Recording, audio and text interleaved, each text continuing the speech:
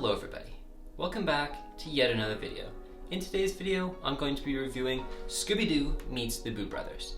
So Scooby-Doo Meets the Boo Brothers is the first Scooby-Doo movie on my list of Scooby-Doo movies to review, because if you didn't know already, I have decided to review every single Scooby-Doo movie ever made.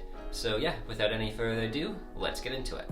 So Scooby-Doo Meets the Boo Brothers starts off very quickly. Like within the first, 10 minutes of the film, we find out a lot about the plot. We find out that Shaggy is related to the Baron, Shaggy has inherited the Baron's estate, that there is a ghost hunting them, that there's treasure, and that there is the Boo Brothers. So a lot of stuff is set up right away. I feel like the first couple of minutes of this film could have been more spread out, just so that it was just like, it's a lot of information to take in at once. It's not like overwhelmingly a lot of information, but it still feels very fast paced. And that's actually a problem that I have with a lot of the first act, which is that it's just so chaotic. There's a lot going on.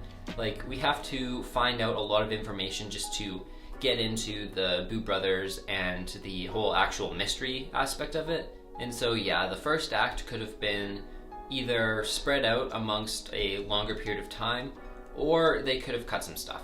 And when I say they could have cut some stuff, like obviously everything to do with Scooby and Shaggy and their whole plot with finding the gems and the ghosts and stuff, that's all necessary. However, there's a lot of side plots in this film. Like, there's the Boo Brothers, even though they're in the title, I'd consider them a side plot. Like, they aren't actually necessary to the plot of the film. I get why they're there, so I wouldn't remove them. But there's also the neighbor, like there's two neighbors obviously. There's the neighbor that wants to kill Shaggy, and then there's the neighbor that wants to get with Shaggy. And I think that they could probably be being cut. And then there's also the gorilla that doesn't really play a huge role in the film either. So there's like the Boo Brothers, there's both of the neighbors, and there's the gorilla. So that's 4 side plots right there. Don't really think this movie needed it. It is fairly short, it's only a 92-minute runtime.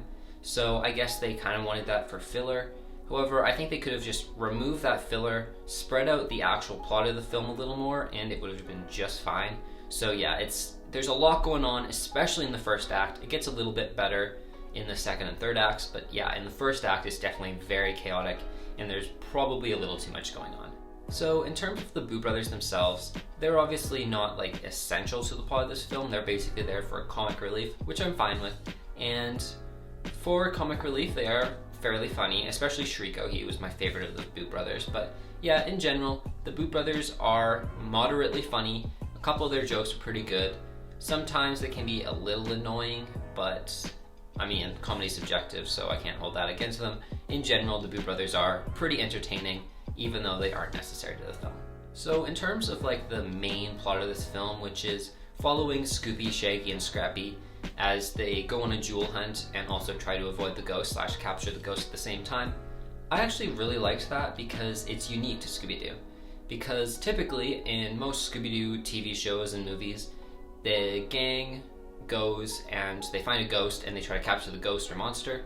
However, this time, instead of trying to capture the ghost or monster, he's just kind of like a challenge they have to overcome while going for their main goal, which is getting all the rubies and the emeralds and all the other treasure. I don't think any other Scooby-Doo movies follow this type of thing where the ghost / monster is secondary, so I really did like that. And just in general, I thought that the plot was really compelling. I really like how it makes Scooby and Shaggy and Scrappy use mystery solving in like a different aspect than what usually happens in these movies. Like, usually they're used to obviously capture the monster and ghost, but they have to use mystery solving to instead figure out actual clues that someone has purposely left for them, and I really like that. While the riddles obviously aren't the most difficult, like there's one that's like, if you're not the buyer, what are you? Obviously it's the seller. So like, for me, because I'm older now, like the riddles aren't that hard to get. Like, I can get most of them like instantly, and so that's fine. As a kid, I remember I was trying to like figure it out along with them, so obviously these movies are intended for kids, so again, not gonna hold that against this movie. But yeah, riddles aren't as complicated as they could have been. However, it still shows Scooby, Shaggy, and Scrappy's ability to problem solve and mystery solve, so I really like that. So I mentioned how Scrappy's was Scooby and Shaggy instead of the normal Fred, Velma, and Daphne. I'm not a huge fan of Scrappy. I usually like the full gang together instead.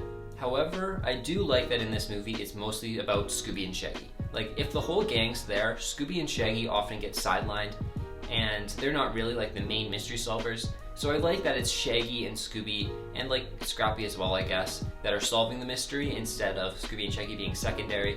I really like that. But yeah, typically Scrappy is annoying. He wasn't too annoying in this film. Like, I mean, he's still not my favorite character in the Scooby-Doo franchise. But yeah, I still like Scrappy in this film. I think he works a lot better in it than if Fred, Velma, and Daphne were in it.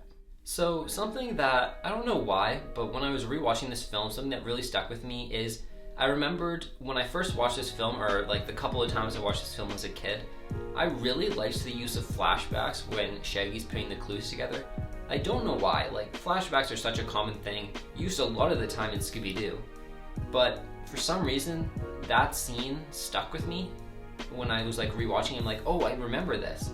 And I don't know why. Like, I loved it as a kid. Maybe it was the first time I actually saw a flashback used. Maybe, I don't know. I just really liked that as a kid. And so I just thought I would mention that here. But yeah, while we're talking about the flashbacks and Shaggy putting it all together, in the end, when they put it all together and like they found out that it's the second sheriff, like the sheriff's twin, I don't really see the point of that. Like, if you have just the first sheriff be the ghost, that makes perfect sense. Like, you set him up to be the ghost. I don't know why they had to subvert expectations and have a second sheriff. It doesn't make sense to me. The only reason I can think of is they wanted someone to be able to arrest him afterwards. So they're like, oh, we want the sheriff to be the ghost, but we also need him to be arrested by the sheriff, so let's just make him a twin. And yeah, I didn't really like that. It feels like slightly lazy writing. Like, you could have just got them to call dispatch or something. Like, I just think that it's just an unnecessary twist that doesn't really add anything to the film. So the last thing I want to say before we get into the end here is there's the red herring of the butler maybe being the ghost, and like that's set up throughout the film that he's kind of sneaking around trying to get the jewels for himself. But then at one point the ghost steals the jewel, and then the butler has the jewel after, and like they're like, why does he have the jewel? And just, it doesn't make sense to me why that happened. Like, he's not the ghost, and it just makes zero sense to me why that was included. Like, maybe if he, like, obviously it would be fine if he stole some jewels, but like, we saw the ghost stole that jewel, and yet he ends up with it. I don't get why that happened, how that worked.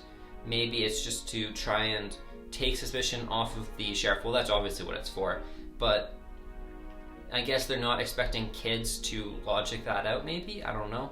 But yeah, that doesn't make sense to me. That's like a plot hole in the mystery. But yeah, besides that, I really like the mystery. There's a couple things at the end that I'm not really on board with, but in general, I really liked it. And in general, I did say some negative things about this film, but I still did really enjoy it. It is, like I said, 92 minutes long. I think it could have been longer, and I would have liked to see the whole treasure hunt more spread out and developed further. So that's the only thing I would change, and like remove some of those subplots maybe, or expand the runtime and keep those subplots. Either or is fine with me. But yeah, in general, I think this is a really good movie. So as I get into the ratings here, I'm gonna give it a 8 out of 10. So would I recommend this movie? Yes. I recommend any Scooby-Doo movies, but if you're looking for something old to watch, this definitely still holds up now, and it's a really good Scooby-Doo movie. So yeah, that is all I have to say today. I hope you guys did enjoy this video. Make sure, if you want to see me review the rest of the Scooby-Doo movies in the franchise, make sure you subscribe down below and leave a like so that I know you guys are enjoying this series. The next movie on the list is going to be Scooby-Doo and the Ghoul School, so make sure you guys check in at Monday, 3 p.m. Central Standard Time next week to see that. But yeah, that's all I have to say. If you want more updates on my videos, make sure you check out my Instagram, ntd_films. Thank you guys all for watching, and have a good day.